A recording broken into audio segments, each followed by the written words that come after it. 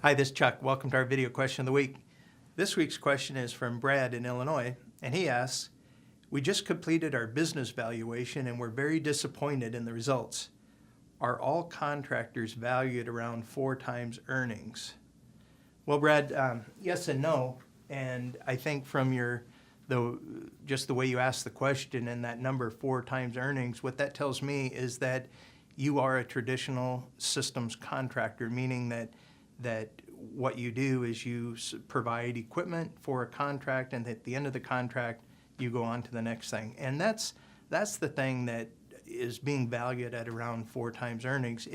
It also tells me that you don't have a significant amount of reoccurring monthly revenue or service contracts or anything like that. So typically, the RMR, as we call it, recurring monthly revenue, that is very appealing to buyers, and it's very appealing to those who are doing the valuations. That's where the real owner equity sits, is in that ability to produce income every month, steady income every month, and not be reliant upon the ups and downs of the contracting side of the business. So with RMR, and if you have a significant amount of RMR, we're seeing valuations more towards 8 to 10 times earnings, pre-tax earnings. So it makes a huge swing in that.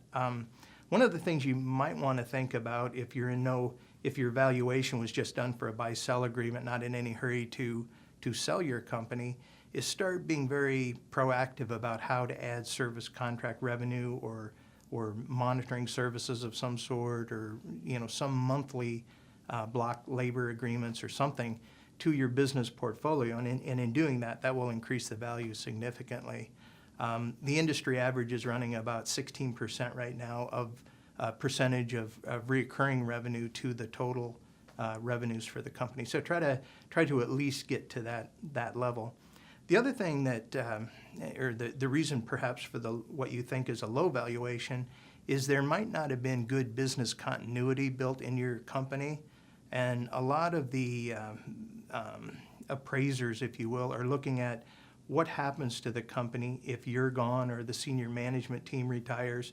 How is someone moving into the company going to be able to create that same level of revenue, or is it too big of risk to assume that they could come in and run the business the way you did? So that's a large part when we see a low valuation. A lot of it has to do with the ability to have continuation of the same level of revenue, or to be able to grow the business.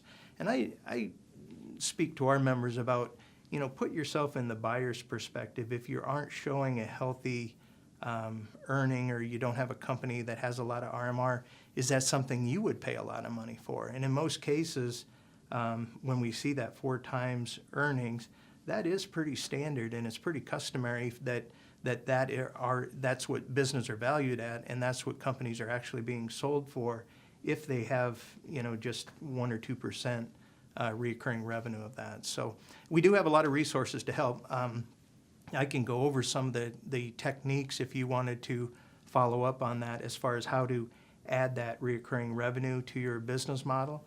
And we have a lot of benchmarks and templates that you can use as to how to get started in selling service contracts or adding that RMR stream. So it's a great question. We get a lot of people asking the same kind of thing about valuation. So thanks for the question.